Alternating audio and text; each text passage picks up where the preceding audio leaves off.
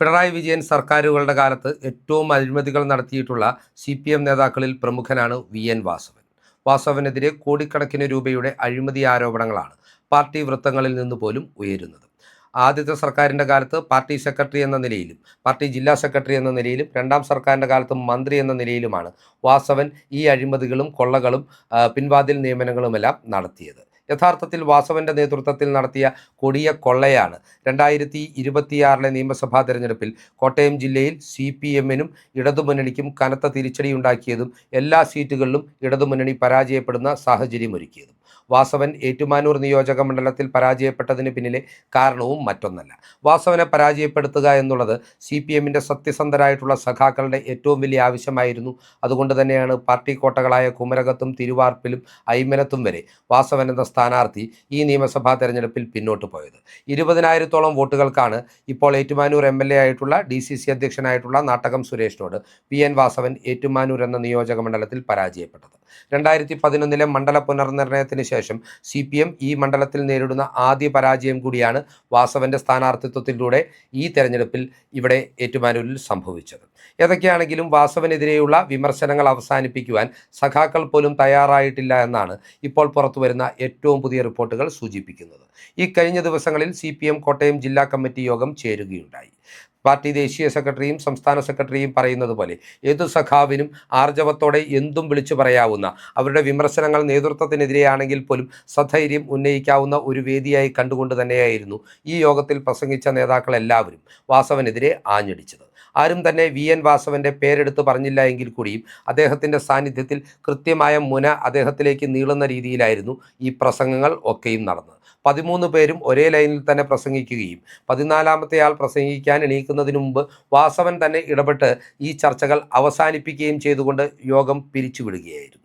ഇവിടെ എല്ലാവരും ഉയർത്തുന്ന ഏറ്റവും പ്രധാനപ്പെട്ട ആരോപണങ്ങൾ എന്തൊക്കെയാണ് എന്ന് നാം പരിശോധിക്കേണ്ടതുണ്ട്. കാരണം ഈ വിമർശനങ്ങളൊക്കെ ഉയർന്നു വരുന്നത് CPM-ന്റെ കോട്ടയം ജില്ലയിലെ പ്രമുഖ നേതാക്കളിൽ നിന്ന് തന്നെയാണ്. ഇവരെല്ലാവരും ചൂണ്ടിക്കാട്ടിയത് ജില്ലയിലെ CPM എന്ന രാഷ്ട്രീയ പ്രസ്ഥാനം ബാർ മുതലാളിമാരുടെയും അതുപോലെ തന്നെ മണ്ണു മാഫിയയുടെയും വക്താക്കളായി മാറിയെന്നാണ്. ഇവിടെ സുപ്രധാനമായി വാസവനെ ലക്ഷ്യമിട്ടുള്ള ആരോപണമാണ് ഇത് എന്ന് കൃത്യമായി മനസ്സിലാക്കേണ്ടതുണ്ട്. VN വാസവന് പങ്കാളിത്തമുള്ള 10ഓളം ബാറുകൾ കോട്ടയം നഗരത്തിൻ്റെ പ്രാന്തപ്രദേശങ്ങളിലും നഗരഹൃദയത്തിലുമായി പ്രവർത്തിക്കുന്നു എന്ന ആക്ഷേപം നിരവധി നാളുകളായി CPM വൃത്തങ്ങളിൽ നിന്ന് പോലും ഉയർന്നു കേൾക്കുന്നതാണ്. VN വാസവൻ്റെ പങ്കാളിത്തമുള്ള ബാറുകൾക്കപ്പുറം എല്ലാ ബാറുകളിൽ നിന്നും VN വാസവന് പറ്റുപടിയുണ്ട് അല്ലെങ്കിൽ മാസപ്പടിയുണ്ട് എന്ന ആക്ഷേപവും CPM വൃത്തങ്ങളിൽ നിന്നും കോൺഗ്രസ് വൃത്തങ്ങളിൽ നിന്നും BJP വൃത്തങ്ങളിൽ നിന്നും ഒരുപോലെ ഉയർന്നു വരുന്നുണ്ട്.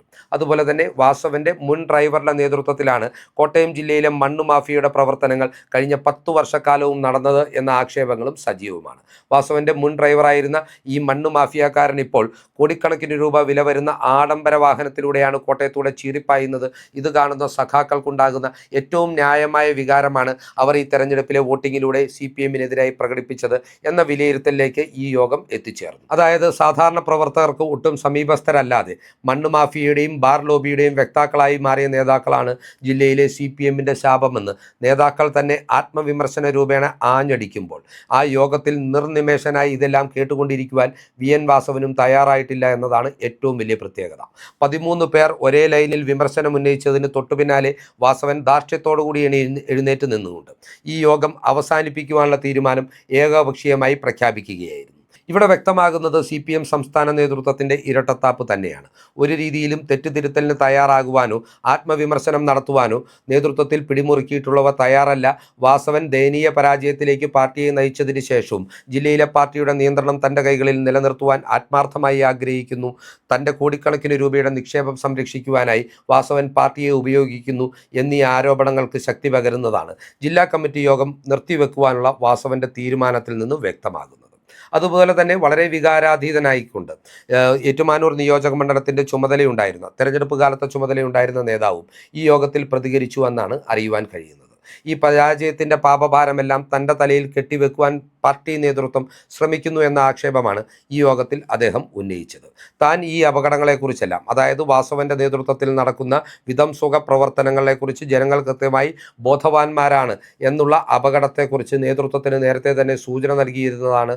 നേതൃത്വം ഒരു രീതിയിലും ഇവിടെ തെറ്റിതിരുത്തുവാൻ തയ്യാറായിട്ടില്ല എന്നീ കാര്യങ്ങൾ തുറന്നടിച്ചു പറഞ്ഞുകൊണ്ട് ഈ പരാജയത്തിൻ്റെ പേരിൽ 1% പോലും ഉത്തരവാദിത്തം തനിക്കില്ല എന്നും എല്ലാം സ്ഥാനാർത്ഥിയായിരുന്ന എന്ന മന്ത്രിയുടെ പോരായ്മയാണെന്നും അദ്ദേഹവും ഈ യോഗത്തിൽ വ്യക്തമാക്കി. എന്നിരുന്നാൽ പോലും ജില്ലാ കമ്മിറ്റി യോഗത്തിൽ തീർത്തും ഒറ്റപ്പെട്ടു പോയെങ്കിലും വാസവൻ CPM സംസ്ഥാന നേതൃത്വത്തിലെ ശക്തനായ നേതാവായതുകൊണ്ട് തന്നെ അദ്ദേഹത്തിനെതിരെ ഒരു നടപടിയും പാർട്ടി എടുക്കില്ല എന്ന കാര്യത്തിൽ തർക്കമില്ല. സുരേഷ് കുറുപ്പിനെ വെട്ടിനിരത്തിയതിന് പിന്നിലും VN വാസവനാണ് എന്നുള്ളത് CPMലെ പരസ്യമായ രഹസ്യമാണ്. സുരേഷ് കുറുപ്പിനെ പോലുള്ള ജനകീയ നേതാക്കളെ പോലും പാർട്ടിക്കെതിരാക്കിയത്, പാർട്ടിയിലെ നിലവിലുള്ള നേതൃ സംവിധാനത്തിനെതിരാക്കിയത് വാസവന്റെ ഏകാധിപത്യ പ്രവണതയാണ് എന്ന അഭിപ്രായവും നിരവധി സഖാക്കൾ പങ്കുവെക്കുന്നുണ്ട്. അവർ ഇപ്പോൾ പാർട്ടി വേദികളിൽ അത് തുറന്നു പറയുവാനുള്ള ആർജവം കാണിക്കുന്നുണ്ട്. എന്നാൽ ഇവരെ എല്ലാവരെയും വെട്ടിനിരത്തിക്കൊണ്ട് പാർട്ടിയെ തന്റെ കൈപ്പിടിയിൽ അമർത്തുക എന്ന ലക്ഷ്യവുമായി VN വാസവനും മുൻപോട്ട് നീങ്ങുകയാണ്. വാസവന്റെ ഇടപെടലുകളിൽ കഴിഞ്ഞ കാലങ്ങളിൽ MG സർവകലാശാലയും അതുപോലെ കോട്ടയം മെഡിക്കൽ കോളേജും രാഷ്ട്രീയവൽക്കരിക്കപ്പെട്ടതിനെക്കുറിച്ചുള്ള ആരോപണം UDF കാലങ്ങളായി ഉയർത്തുന്നതാണ്. അക്കാര്യത്തിൽ കൃത്യമായ ഇടപെടലും തെറ്റുതിരുത്തലും ഉണ്ടാകുമെന്നും ഇവിടെ ഉണ്ടായിട്ടുള്ള രാഷ്ട്രീയ നിയമനങ്ങൾ പുനഃപരിശോധിക്കുമെന്നും കോട്ടയം DCCയുടെ അധ്യക്ഷൻ കൂടിയായിട്ടുള്ള ഇപ്പോഴത്തെ ഏറ്റുമാനൂരിൻ്റെ MLA നാട്ടകം സുരേഷ് ഇതിനോടകം വ്യക്തമാക്കിയിട്ടുണ്ട്. VN വാസവൻ അങ്ങനെ ഏറ്റുമാനൂർ നിയോജക മണ്ഡലത്തെയും കോട്ടയം ജില്ലയെയും തൻ്റെ കൈപ്പിടിയിൽ ഒതുക്കുവാൻ ഉപയോഗിച്ച മാഫിയ ഗുണ്ട ബന്ധങ്ങളും അദ്ദേഹം അതുവഴി സമാഹരിച്ചെടുത്ത കോടിക്കണക്കിന് രൂപയുടെ അവിഹിത സ്വത്തുമെല്ലാം CPM എന്ന രാഷ്ട്രീയ പ്രസ്ഥാനത്തിൻ്റെ അടിത്തറ തന്നെ കോട്ടയം ജില്ലയിൽ ഇളക്കിയിരിക്കുകയാണ്. VN വാസവനെ പോലൊരു നേതാവിൻ്റെ നേതൃത്വത്തിൽ കോട്ടയം ജില്ലയിലെ CPM ഇനിയും മുൻപോട്ട് പോകുകയാണെങ്കിൽ അധപതനത്തിൻ്റെ പടുകുഴിയിലേക്ക് ഈ വിപ്ലവ പ്രസ്ഥാനം വീണുപോകുമല്ലോ എന്ന ആത്മവിലാപമാണ് ഇപ്പോൾ CPM കേന്ദ്രങ്ങളിൽ നിന്ന് ഉയർന്നു കേൾക്കുന്നത്. നമുക്കറിയാം, അനവധി നേതാക്കളെ, സുരേഷ് കുറുപ്പ് ഉൾപ്പെടെയുള്ള അനവധി നേതാക്കളെ വെട്ടിനിരത്തിക്കൊണ്ട് കോടിക്കണക്കിന് രൂപയുടെ അവിഹിത സ്വത്ത് സമ്പാദിച്ചുകൊണ്ട് അവിഹിതമായിട്ടുള്ള ഒരു അഴിമതിയുടെ സാമ്രാജ്യം കെട്ടിപ്പടുത്ത VN വാസവനെതിരെ UDF സർക്കാർ അധികാരത്തിലിരിക്കുമ്പോൾ വിജിലൻസ് കേസടക്കം ഉണ്ടാകുവാനുള്ള സാധ്യതയുണ്ട് എന്ന സൂചനയും പാർട്ടി നേതാക്കൾ തന്നെ പങ്കുവെക്കുന്നുണ്ട്. യഥാർത്ഥത്തിൽ VN വാസവനെതിരെ ഇത്തരത്തിൽ ഒരു വിജിലൻസ് കേസ് ഉണ്ടായാൽ, അയാളുടെ അഴിമതി ഇടപാടുകളെക്കുറിച്ച് കൃത്യമായ അന്വേഷണം നടന്നാൽ, അയാളുടെ അവിഹിതമായിട്ടുള്ള സമ്പാദ്യങ്ങളെക്കുറിച്ച് കൃത്യമായ അന്വേഷണം നടന്നാൽ ഇവിടെ ഉടഞ്ഞു വീഴുവാൻ പോകുന്നത് വലിയൊരു പളുങ്കു കൊട്ടാരമായിരിക്കും. വിപ്ലവ പ്രസ്ഥാനത്തിൻ്റെ നായകനായി ഉയർന്നു വന്ന കോട്ടയം ജില്ലയിലെ പഴയ ഷാപ്പിലെ കറിക്കച്ചവടക്കാരൻ ഇന്ന് കൊടീശ്വരനാണ് എന്ന് തിരിച്ചറിയുമ്പോൾ CPM എന്ന രാഷ്ട്രീയ പ്രസ്ഥാനത്തിൻ്റെ, വിപ്ലവ പ്രസ്ഥാനത്തിൻ്റെ, തൊഴിലാളി പ്രസ്ഥാനത്തിൻ്റെ അധപതനം എത്രത്തോളം ആഴത്തിലുള്ളതാണെന്നും നമുക്ക് മനസ്സിലാക്കുവാൻ സാധിക്കും. VN വാസവൻ എന്ന രാഷ്ട്രീയ നേതാവ് ഒരു ക്യാൻസറാണ്, CPMനെ ബാധിച്ചിരിക്കുന്ന ക്യാൻസറാണ്. ഈ അഭിപ്രായം പങ്കുവെക്കുന്നത് മറ്റാരുമല്ല, രാഷ്ട്രീയ എതിരാളികളല്ല, പൊതുജനങ്ങളല്ല, നേരെ മറിച്ച് പാർട്ടിക്കുള്ളിലെ സഖാക്കളാണ്.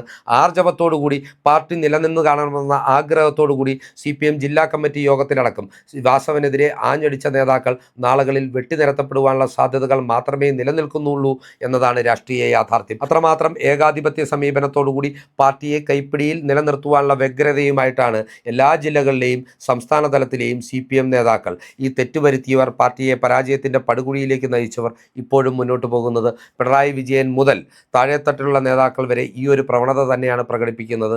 അതുകൊണ്ട് തന്നെ സമീപകാലത്തെങ്ങും കോട്ടയം ജില്ലയിലെന്നല്ല കേരളത്തിൽ ഒരിടത്തും CPMന് ഒരു തിരിച്ചുവരവ് സാധ്യമല്ല എന്ന വിലയിരുത്തലിലേക്ക് ഇതുമൂലം രാഷ്ട്രീയ വൃത്തങ്ങളും എത്തിച്ചേർന്നിട്ടുണ്ട്. ഈ രാഷ്ട്രീയ യാഥാർത്ഥ്യങ്ങൾ പ്രേക്ഷകർക്കായി അവതരിപ്പിച്ചുകൊണ്ട് ഈ വീഡിയോ ഇവിടെ അവസാനിപ്പിക്കുകയാണ്. കൂടുതൽ രാഷ്ട്രീയ വാർത്തകൾക്കും വിശകലനങ്ങൾക്കുമായി ഞങ്ങളുടെ ചാനൽ സബ്സ്ക്രൈബ് ചെയ്യുക. നന്ദി.